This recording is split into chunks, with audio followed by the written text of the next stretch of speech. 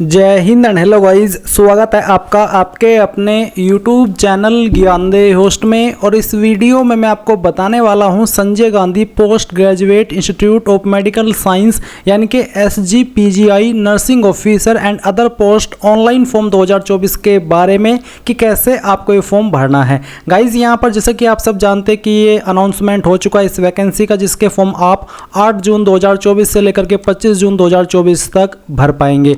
इसका detailed notification पहले आया था जिसमें कि वैकेंसी की संख्या ज़्यादा थी, अभी इसमें अमेंडमेंट किया है और ये लेटेस्ट नोटिफिकेशन है जो कि आप वीडियो में देख सकते हैं। इसमें अभी आपकी वैकेंसी को यहाँ पर अभी टोटल में 419 कर दिया है। किसके लिए कितनी है वो आप यहाँ पर देख सकते हैं। अभी आपने यहाँ पर इसकी एलिजिबिलिटी अगर चेक नहीं की तो वीडियो के डिस्क्रिप्शन में मैंने हमारी वेबसाइट का लिंक दिया है।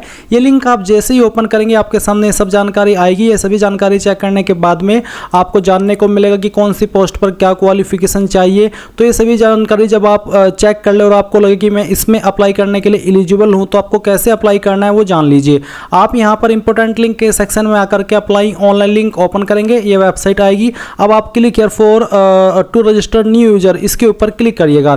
इसके ऊपर क्लिक करने के बाद आपके सामने इस तरह से प्रोसेसिंग होगी, इसको होने दीजिए। यहाँ पर आपको ब्राउजर भी रिकमेंड किए जाते हैं तो आप इसको क्लोज कर दीजिए। क्लोज करने के बाद ये आपका जो इंस्ट्रक्शन है इसको आप क्लोज कीजिए।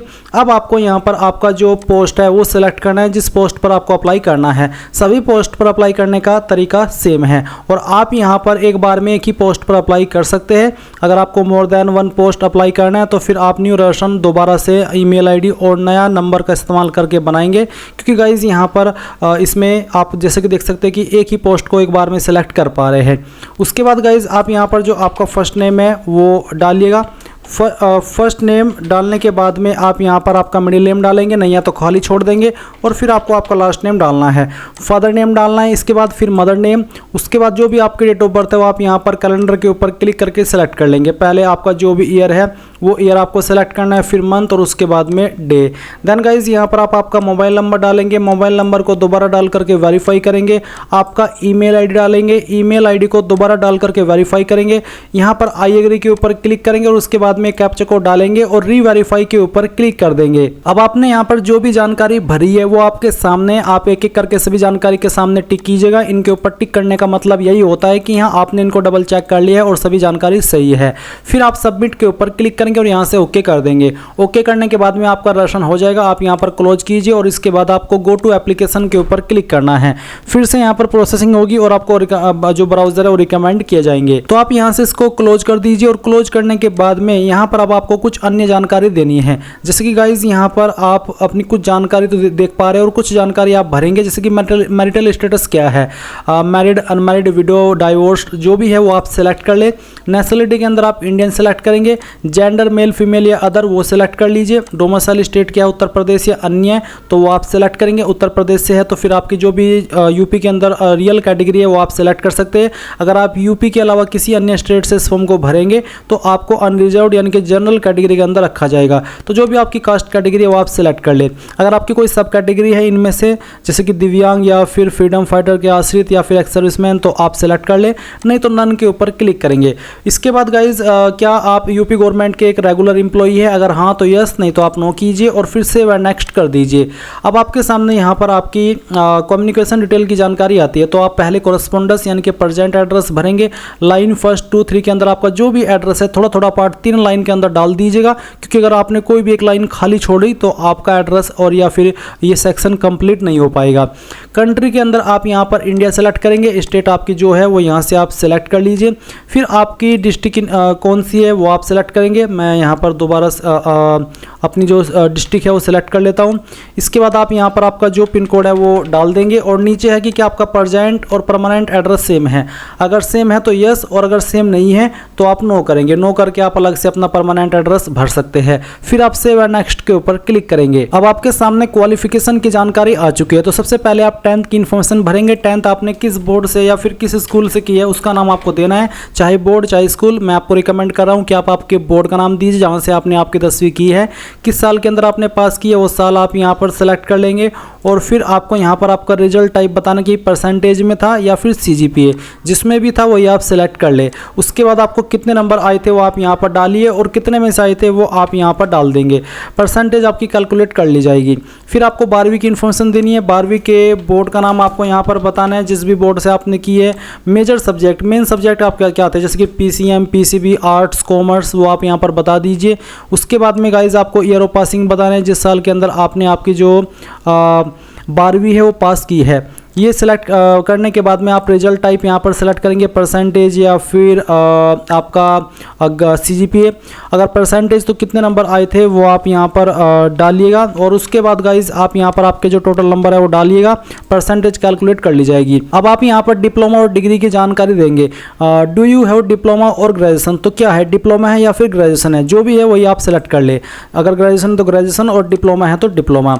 उसके बाद पूछेगी कि are you registered as nurse and midwife in state या फिर इंडियन नर्सिंग काउंसिल, अगर हाँ तो यस, नहीं तो आप नो करेंगे। यस करने के बाद में आपको रजिस्ट्रेशन नंबर देना होगा। या मैं आपको यहाँ पर ये भी क्लियर करना चाहूँगा कि अगर आप नर्सिंग ऑफिसर के अलावा किसी अन्य पोस्ट पर अप्लाई कर रहे हैं तो उस पर अप्लाई करने के लिए जो एलिजिबिलिटी है उससे जुड़ी हुई क्वालिफिकेशन आपको यहाँ पर देखने को मिलेगी और उसके आंसर दे करके आपको इस तरह से जानकारी देनी है। अब आपने जो भी क्वालिफिकेशन सेलेक्ट की है उसकी जानकारी आपको देनी होगी, जैसे कि नेम ऑफ इंस्टीट्यूट, यूनिवर्सिटी, तो कहाँ से आपने की है उस इंस्टीट्यूट का नाम या फिर आपके डिग्री कॉलेज का नाम या फिर यूनिवर्सिटी का नाम आपको देना है। नेम ऑफ कोर्स, आपके पास इनमें से कौन सा है, जो भी है वो आप सेलेक्ट कर लीजिए। ईयर ऑफ पासिंग, किस साल के अंदर आपने पास किया है वो आप सेलेक्ट कर लेंगे। रिजल्ट टाइप क्या है वो आप यहाँ पर पास सेलेक्ट कर लीजिए। Do you have PG degree और PG डिप्लोमा, अगर आपके पास PG डिग्री या डिप्लोमा है तो आप बताइए क्या है, और जो भी है वो आप यहाँ पर इस तरह से सेलेक्ट कीजिएगा। उसके बाद में गाइज आप यहाँ पर उस सेम वे में अपनी क्वालिफिकेशन की जानकारी भरेंगे, जैसे कि आपने ग्रेजुएशन की भरी है, और अगर कोई अन्य क्वालिफिकेशन है उसकी जानकारी आप देंगे। एक्सपीरियंस है आपके पास यहाँ पर कोई, तो आप एक्सपीरियंस की जानकारी भरेंगे। कैसे, आप ऐड न्यू रो के ऊपर क्लिक करेंगे।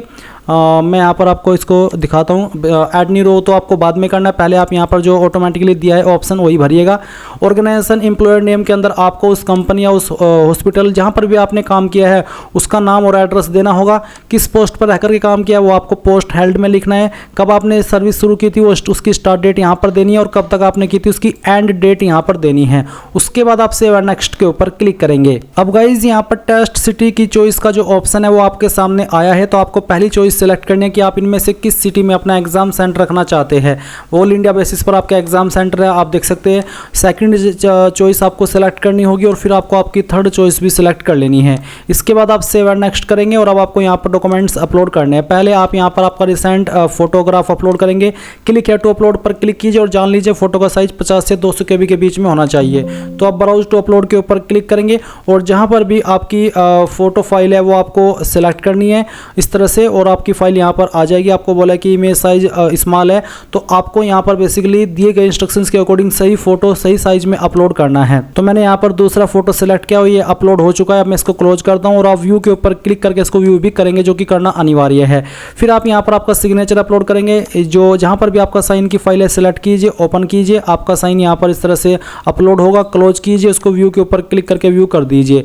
फिर आपको हाई स्कूल का सर्टिफिकेट अपलोड करना है, जिसका फॉर्मेट PDF का भी चल जाएगा और इमेज का भी चल जाएगा। तो जहाँ पर भी है वो आप सेलेक्ट कर लीजिए। उसके बाद में आप इसको ओपन कीजिए, आपकी फाइल आएगी। क्लोज कर दीजिए, व्यू के ऊपर क्लिक करके व्यू कीजिए। उसके बाद आपको 12वीं का जो सर्टिफिकेट है वो अपलोड करना है। डिप्लोमा का सर्टिफिकेट अपलोड करना है। अगर आप SC ST OBC है तो कास्ट सर्टिफिकेट अपलोड करेंगे। डोमिसाइल सर्टिफिकेट अपलोड करेंगे। जो आपका GNM का सर्टिफिकेट है रजिस्ट्रेशन का वो आप अपलोड करेंगे। एक्सपीरियंस अगर आपने दिया है तो आप उसका सर्टिफिकेट अपलोड करेंगे। फिर आप यहाँ पर टिक करेंगे एंड देन ये कैप्चा कोड डालने के बाद में प्रीव्यू के ऊपर क्लिक करेंगे। प्रीव्यू पर क्लिक करने के बाद जो भी जानकारी आपने भरी है वो आपके सामने आएगी। जब आपको लगे कि हाँ मैंने यहाँ पर जो जानकारी भरी है वो सभी सही है, तब जाकर के आप ओके कीजिएगा और उसके बाद में सबमिट के ऊपर क्लिक करके यहाँ से ओके कर दीजिएगा। और गाइज इसके बाद आपको पेमेंट के पेज पर ट्रांसफर किया जाएगा। आप आपकी application fees SBI net banking, SBI debit card, UPI, other bank debit card, credit card, इनमें से किसी भी माध्यम का इस्तेमाल करके जमा कर सकते हैं। जैसे आपकी फीस जमा हो जाएगी तो आप अपने फॉर्म का फाइनल प्रिंट आउट ले पाएंगे और इस तरह से गाइज आप लोग SG PGI nursing officer and other post का फॉर्म भरेंगे। आई होप ये प्रोसेस आपको पसंद आया होगा। So thanks for watching. जय हिंद।